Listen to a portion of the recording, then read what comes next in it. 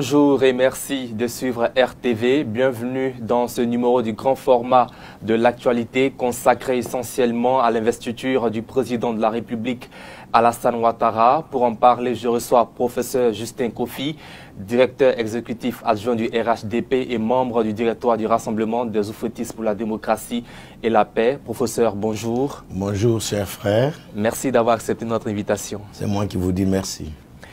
Après avoir été réélu à 94,27% lors de l'élection présidentielle du 31 octobre dernier, l'investiture du président Alassane Ouattara s'est tenue le lundi 14 décembre au palais présidentiel d'Abidjan Plateau. Cette cérémonie a connu une innovation majeure dans l'histoire de notre pays avec la prestation de serment du président élu. La main gauche sur la Constitution, la main droite levée. Après la signature du procès verbal de l'audience et les félicitations des membres du Conseil constitutionnel, la grande chancelière de l'Ordre national, Henriette Dagri-Diabaté, a remis au président de la République le grand collier de l'Ordre, faisant de lui le chef souverain et grand maître des ordres. Pour cause de la Covid-19, cette cérémonie d'investiture s'est tenue en présence de 300 invités, entre autres plusieurs chefs d'État et de gouvernement, d'anciens chefs d'État, des représentants d'organisations régionales et internationales, des chefs de missions diplomatiques, des partenaires au développement et des invités spéciaux. Professeur, pour les deux premiers mandats, c'était la réconciliation nationale. Mais aujourd'hui, on a comme l'impression que la réconciliation nationale n'est pas la première des urgences, alors qu'en réalité, il y a des tensions. Mais non, la réconciliation, c'est une œuvre de tous les jours. Vous savez, le président Félix Houphouët-Boigny a dit qu'on peut régler les problèmes économiques, les problèmes sociaux, les problèmes technologiques, mais les problèmes des hommes, on ne peut pas les résoudre avec une baguette magique. Donc la réconciliation, telle que c'est dit, c'est ce que le président Ouattara pratique tous les jours. Permettre à un pays de créer de la prospérité avec une croissance soutenue de plus de 9% pendant plus de 7 ans, avec une anticipation des effets pervers de la maladie à coronavirus, avec toute la machine économique qui a été chose, mais vous voyez comment le président a anticipé avec son gouvernement, comment on est sorti, on a quand même une croissance positive, malgré le fait que toute la machine soit arrêtée. La Côte d'Ivoire, les pays les plus avancés au monde, vont de confinement, reconfinement, déconfinement, mais vous voyez que la Côte d'Ivoire est maîtrisée. Donc la réconciliation, c'est les actes qu'on pose, les amnisties, ici, les exilés que le gouvernement a fait venir depuis le Ghana, nos frères qui se sont eux-mêmes volontairement sont partis du pays, mais le gouvernement a bras ouverts, les gens ont retrouvé leurs emplois à l'université, à la fonction publique. Et donc c'est la réconciliation et surtout montrer à la jeunesse, aux femmes, à la frange importante de la population, permettre à ce que les limites de la pauvreté reculent. Ça aussi, ce sont des actes qui sont posés pour donner de la prospérité et pour permettre une certaine confortabilité de nos populations. Bien entendu, au point politique, les politiques luttent pour avoir le pouvoir. Donc celui qui lutte pour avoir le pouvoir, il va développer des argumentaires. Mais je pense que le président Ouattara en fait un axe majeur depuis 2011. Vous avez vu les dialogues qu'il y a eu, les échanges, les ministères de la cohésion sociale, des visites au Ghana. Vous avez vu tout dernièrement, malgré la petite crisette, parce que moi je parle d'une crisette, quand des frères se séparent, ce n'est pas pour se séparer définitivement. Depuis 2018, l'Alliance des Oufouettistes a connu quelques soubresauts, mais vous avez vu, juste après les élections, la main tendue du président à son aîné, le président Bédier, les deux se sont retrouvés au Golfe, qui est quand même un endroit emblématique pour nous qui prenions l'hélicoptère, nous qui subissions le blocus à ce niveau. Donc je pense que c'est une œuvre, il ne s'agit pas de clamer la réconciliation, mais c'est dans les actes. Et tous les jours, le RHDP, comme on le dit, c'est la Côte d'Ivoire rassemblée. Avant, le chef de l'État prêtait serment sur la Constitution, sur la Bible ou le Coran. Aujourd'hui, c'est sur la Constitution qu'il prête serment. Quel sens donnez-vous à cette innovation? Bien. Vous savez, la Constitution, c'est notre loi fondamentale. C'est elle qui régit l'ensemble des Ivoiriens sur la marche de la nation. La religion, elle est spirituelle, c'est la foi. C'est la croyance des uns et des autres. La Constitution nous permet au président de prendre vraiment conscience de la gravité de son de son poste, qui est en accord avec tous ceux qui ont précédé ce président-là. Et donc, en prêtant serment sur la Constitution, le président se met en chaîne en harmonie, selon les us et coutumes et les landmarks. Et donc, que ce soit le monde du visible, le monde de l'invisible, mais ceux qui lui ont précédé, pour pouvoir permettre la continuité de l'État, pour permettre, pour signifier, pour marquer la solidité de l'État, pour marquer l'ensemble des Ivoiriens est tenu par la Constitution. Donc la Constitution, je pense que dans la vie, dans la gouvernance politique, il est idoine que dans un pays mosaïquement installé comme la Côte d'Ivoire, qui voit ce melting pot extraordinaire, et nous avons, c'est un exemple de parlement pour un pays qui n'est pas développé, qui a ce melting pot, même si certains esprits tentent de galvauder certaines choses, mais je pense qu'au-delà de tout, les Ivoiriens ont conscience qu'ils ont un trésor. Et donc, la Constitution est le trésor le plus précieux. Et le président est le garant du trésor le plus précieux qui lie l'ensemble des Ivoiriens. Faisons en sorte, et c'est pour prouver aussi, comme il l'a toujours dit, la solidité des institutions et vraiment l'infaillibilité du fait que les lois qui sont dedans sont des lois qui nous obligent, nous tous, et qui nous permettent de sauver cette patrie des Burnis à laquelle nous appartenons et pour laquelle la nature a enraciné tous nos cordons ombilicaux et à qui nous devons gloire et service. Malgré les explications du président du Conseil constitutionnel, certains Ivoiriens ignorent toujours les réponses apportées par le juge suprême. Sous le feu des critiques depuis le début du processus électoral, le Conseil constitutionnel ivoirien, la plus haute instance juridictionnelle du pays, chargée de l'interprétation de la Constitution, est qualifié de partisane par une partie de l'opinion, notamment l'opposition politique ivoirienne. Ainsi, le président du Conseil constitutionnel a profité de la cérémonie d'investiture du chef de l'État pour apporter la réplique à ses détracteurs qui vilipendent la Constitution. Lorsque le Conseil constitutionnel a tranché, le citoyen peut approuver ou regretter sa décision. Mais il doit savoir et surtout accepter que ni lui, ni quiconque ne peut la remettre en cause. Lorsque le Conseil constitutionnel déclare un candidat éligible, il est éligible. Lorsque le Conseil constitutionnel déclare un candidat élu, il est élu. Monsieur le Président Alassane Ouattara, vous étiez éligible et aujourd'hui vous êtes élu.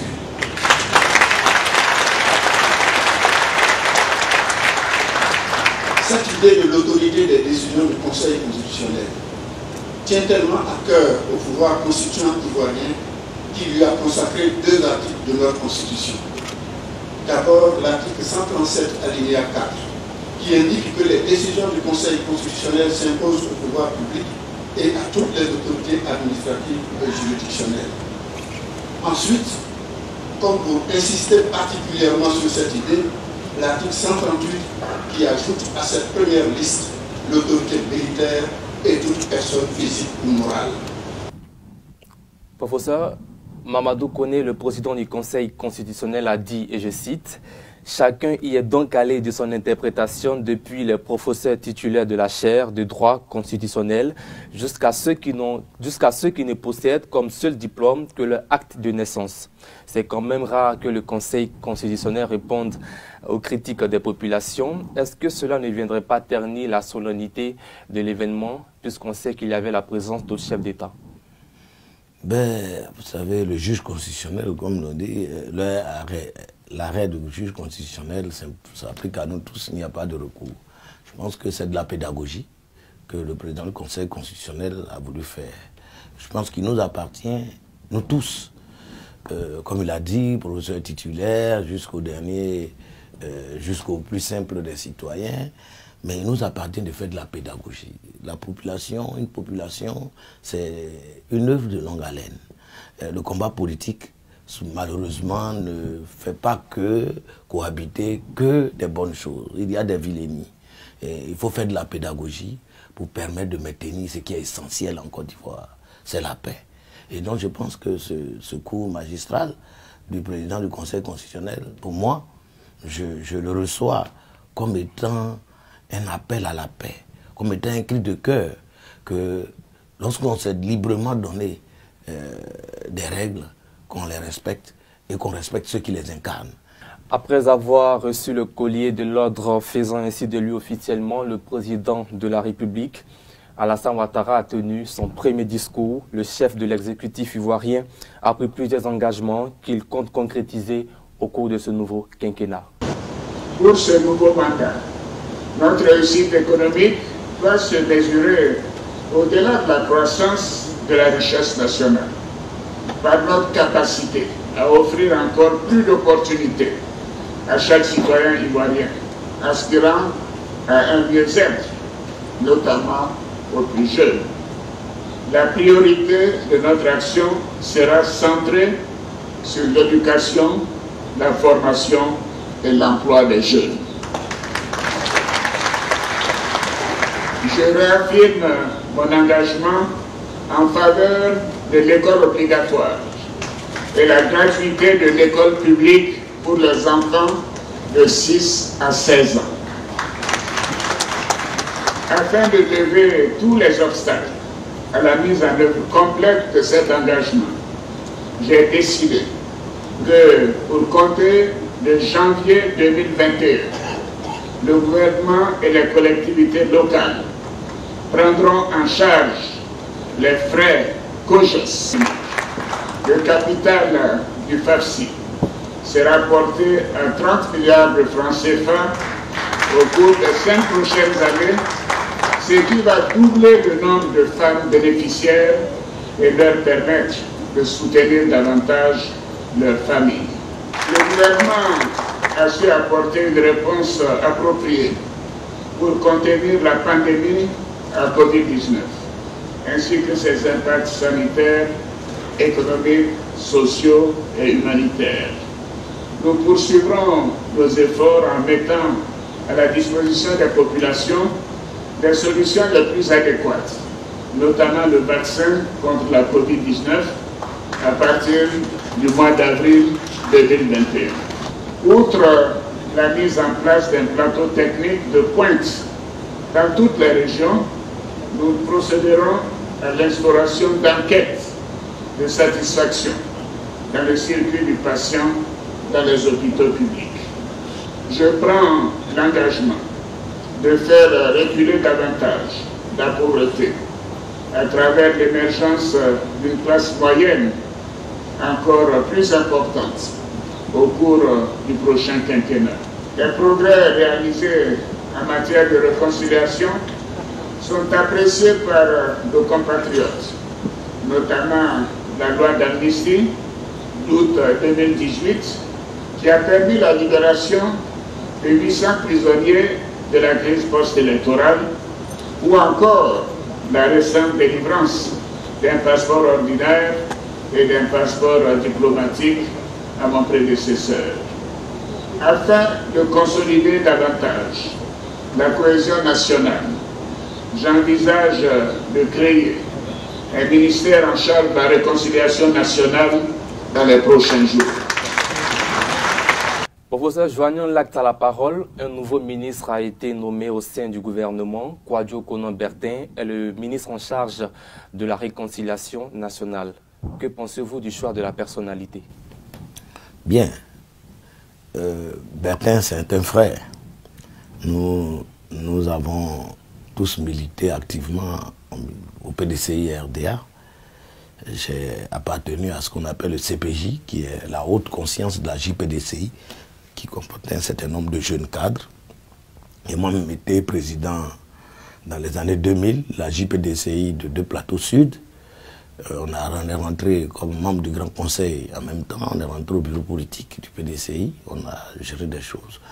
Donc je félicite mon frère qui a cette lourde tâche et qui a la confiance, la première grande confiance qui est donnée par le président dans le cadre de son premier mandat de la Troisième République, c'est de lui confier cet important chantier, qui est une œuvre de longue haleine. Donc je pense que c'est un animateur politique connu, et Bertin est surtout connu pour le fait qu'il s'est toujours référé à Félix Houphouët-Boigny, dont le Rassemblement des Oufouettistes pour la démocratie et la paix défend l'idéologie politique. la philosophie politique. Le président Alassane Ouattara est un des dignes héritiers, le seul premier ministre que le président Faure-Boigny a eu. Et donc, je pense qu'il nous appartient à nous tous de nous mettre autour de notre frère pour qu'il réussisse cette mission. On se réconcilie à plusieurs. Donc, ce n'est pas parce que c'est lui, Bertin Kakabé, est le ministre, qu'il faut lui donner un bateau pour mettre tout le monde dedans pour faire la réconciliation. Que les cœurs se disposent à la charité universelle, à la charité humaine, au pardon mutuel. Qu'on se dise que chacun, comme le président Faure-Boigny a dit, se pose chaque soir cette question. Ai-je fait, bien fait pour mon pays, ce que je dois? Dans le passé, il existait un ministère en charge de la réconciliation nationale, mais nous n'avons pas évité la crise de 2010. Il y a eu aussi la commission Vérité, Dialogue et Réconciliation. Et le choix même de la personnalité suscite des interrogations, puisqu'il est un homme politique qui a été 2 fois candidat aux élections en Côte d'Ivoire. Et puis bon, à chaque jour suffit sa peine. La vérité d'hier n'est pas forcément celle d'aujourd'hui. Là, si vous êtes jeune, nous on a organisé, je ne vais pas caricaturer, la Coupe du Monde, la Coupe d'Afrique des Nations de 1984. Ça s'est déroulé en Côte d'Ivoire. Nous on n'est même pas arrivé au 2e tour. On est allé remporter Sénégal 92 après. En 86, on était, je crois, en quart de finale. En 88, au Maroc, on a été éliminé par tirage au sort. Donc, c'est pas parce qu'on a perdu 3 fois que la 4e fois on ne va pas réussir. Justement, la persévérance positive est l'essence même de la vie humaine. Le retour de l'ex-président Laurent Gbagbo a aussi été évoqué par le président Ouattara. Il a reçu deux passeports, l'un diplomatique et l'autre ordinaire. Il est une évidence qu'il va maintenant revenir au pays. Selon vous, quel est le rôle qu'il doit jouer lorsqu'il sera de retour en Côte d'Ivoire? Un rôle positif.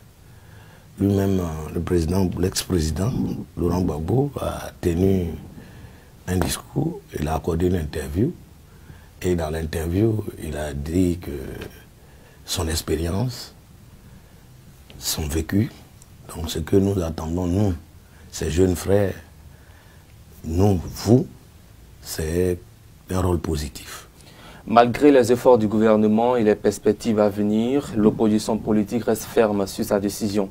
L'opposition souhaite des conditions d'une réconciliation nationale placée sous l'égide d'une institution internationale et non le pouvoir en place. Pendant ce temps, le ministre de la Réconciliation nationale est nommé. Est-ce que ce n'est pas un ministère déjà handicapé? Non, moi je suis un médecin, donc je suis toujours optimiste. Tant que le souffle est là, il faut le maintenir. Je pense que le ministère aura une feuille de route. Donc, je pense que le ministère jouera son rôle. Et un ministère n'est pas forcément cloisonné au niveau de l'État. Si le chef de l'État a bien voulu créer ce ministère, je pense que c'est pour donner toutes les chances à tous ses frères et sœurs pour que la vie politique soit animée au profit de l'intérêt supérieur de la nation. Après une tête-à-tête entre le président Ouattara et son aîné Henri Konan Bédié dans le mois de novembre, l'acte avait été salué par la grande majorité des Ivoiriens. Annoncé à l'investiture par certains médias, le président Bédié est apparu grand absent à cette investiture de son cadet. Aucun autre opposant n'y était également. Un signal qu'il conteste ce mandat du président Ouattara. Comment la réconciliation se fera-t-elle dans ce cas? Bon, l'opposition fait de l'opposition joue son rôle. Je vous l'ai dit toujours, quand on est dans le jeu politique, c'est pour chercher le pouvoir. Mais la main tendue, elle est là, elle est claire. Le chef de l'État, lors de sa première adresse, a dit que les jours prochains, nous allons mettre en place un ministère de la réconciliation. Donc je pense que la feuille de route sera donnée au ministère, comme je l'ai dit tantôt. Et je pense qu'il ne faut pas handicaper. Il ne faut pas handicaper, même si la polio est éradiquée, il y a quand même le programme élargi de vaccination. Donc, aidez-nous à vacciner le bébé pour que le bébé vive. Il faut absolument qu'il vive. Professeur Justin Kofi, merci d'avoir répondu à toutes nos questions. C'est moi qui vous dis merci. Je rappelle que vous êtes le directeur exécutif adjoint du RHDP et membre du directoire. Merci à vous également d'être de plus en plus nombreux à nous suivre. Vous pouvez suivre toutes nos émissions sur notre site web www.rtv.ci et sur nos pages Facebook et YouTube Rassemblement Web TV.